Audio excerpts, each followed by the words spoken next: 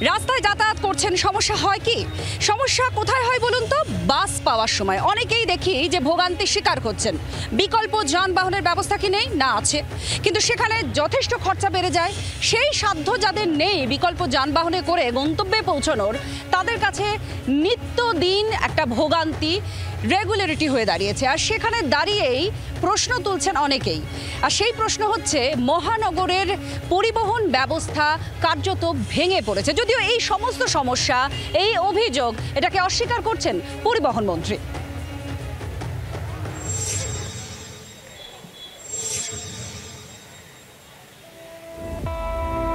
একটা সময় ছিল কলকাতা শহর এবং শহরতলির যাতায়াতের অন্যতম মাধ্যম ছিল বাস। মহানগরের রাজপথেও দাপট ছিল বাসের, কিন্তু কালের নিয়মেই বাড়ছে গতি। তার সঙ্গে তাল মেলাতে যোগ হচ্ছে নতুন গতিশীল ও আধুনিক যান। অটো, টোটো, বাইকের দাপটে নাভিশ্বাস উঠছে বাসের। তাই বন্ধ হয়ে যাচ্ছে একের পর এক বেসরকারি বাস রুট। যেগুলি চালু আছে সেখানেও কমছে বাসের সংখ্যা। কলকাতা শহরের বিভিন্ন বাস স্ট্যান্ডে যদি সকালের ব্যস্ত অফিস টাইমে একবার ক্যামেরা ঘোরানো যায়, তাহলে ছবিটা দিনের আলোর মতো পরিষ্কার। যেখানে একটা বাস এলে চাতক পাখির মতো আকুলভাবে ঝাঁপিয়ে পড়া, তা সত্ত্বেও সেই বাসের দেখা পেতে কার্যত সবরের প্রতীক্ষা। পরিসংখ্যান বলছে গত 10 বছরে শহরতলিতে বিলুপ্ত হয়েছে বহু বাস রুট। 24টি রুটে বন্ধ হয়ে গিয়েছে বাস চলাচল, বিলুপ্ত হয়ে গিয়েছে 12টি মিনি বাস রুট। পরিবহন দপ্তরের তালিকা থেকেই এই রুটগুলি ডিলিট করা হয়েছে। অধিকাংশ রুটে কমেছে বেসরকারি বাসের সংখ্যা। এই যে বাস কমে যাওয়ার ফলে আমাদেরকে প্রচুর হ্যারাসমেন্ট হতে হয়, প্রচুর। এই যে আমরা এতে যাব, এখন মল্লিক বাজারে এতে নিউরো সাইনে যাব, কখন ধরে দাঁড়িয়ে আছে গাড়ি পাচ্ছি না। বাসের বিকল্প হিসেবে রাজপথে দখল নিয়েছে shuttle bus, auto, app cab, app bike.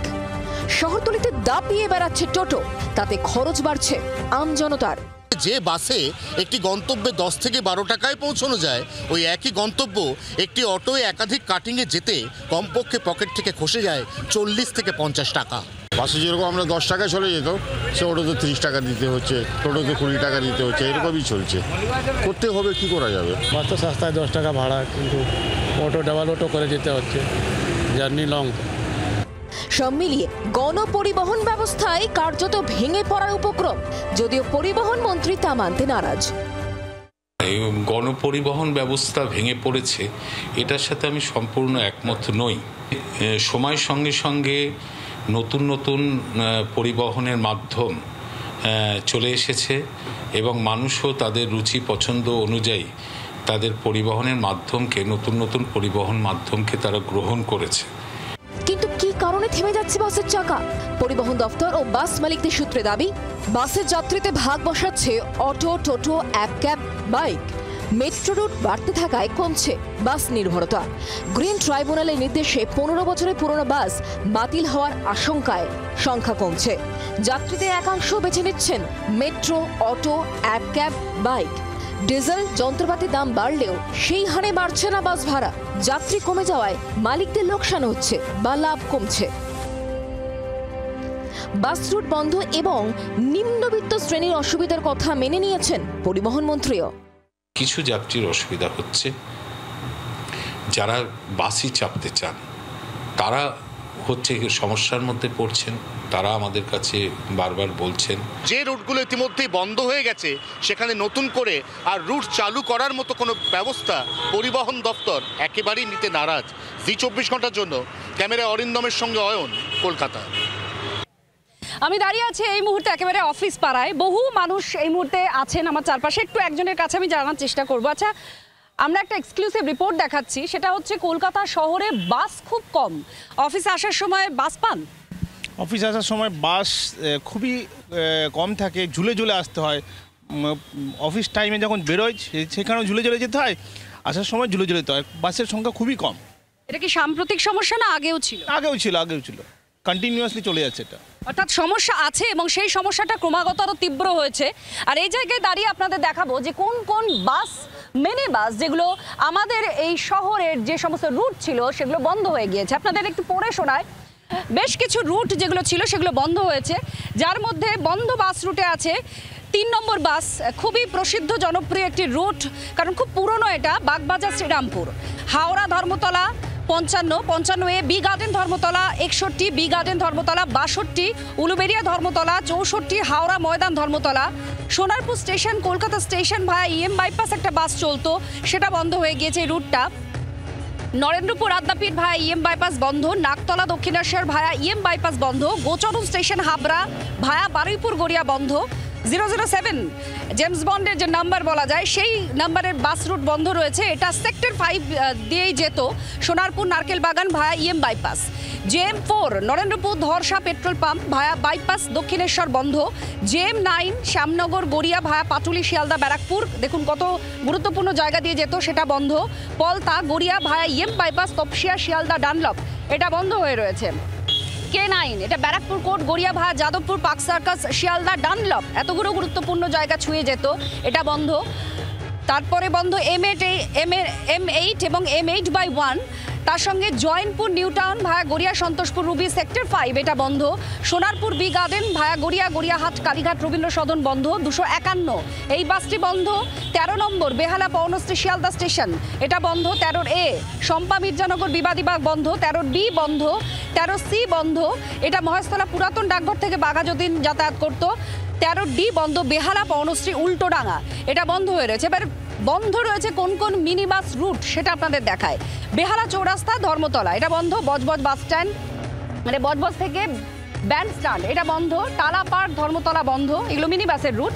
বেহালা বকুলতলা বিবাদীবাগ, এটা বন্ধ। ব্যানার্জিহাট মিল্ক কলোনি বন্ধ। Tala Park Khidirpur mini bus route, এটা বন্ধ। মাকুড়দহ খিদিরপুর মিনি বাসের রুট বন্ধ। আরিয়াদহ বাবুঘাট, এই রুটটা বন্ধ। ডানলপ বিবাদীবাগ বন্ধ। সোদপুর রাসখোলা বিবাদীবাগ, এটা বন্ধ। স্মৃতিমোড় বিবাদীবাগ, এতগুলো বাস বন্ধ হয়ে রয়েছে মিনি বাসের রুট। আপনারা দেখলেন, তাহলে খুব স্বাভাবিকভাবেই কি সমস্যা হচ্ছে মানুষের সেটা সব থেকে বুঝতে পারছেন যারা নিত্যযাত্রী বাস যাত্রী তারা।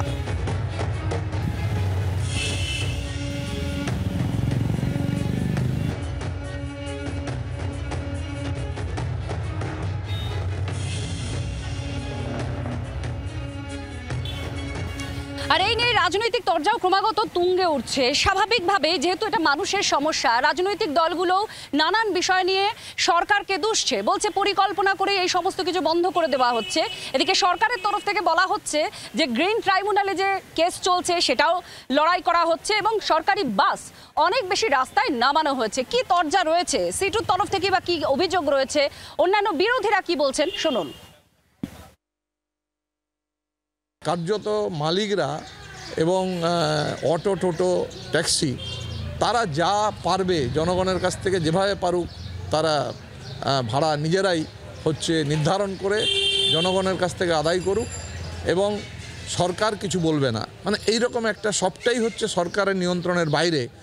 এই টোটো সিন্ডিকেট এরা মোটা একটা টাকা দেয়, থোক টাকা তৃণমূল সরকারকে।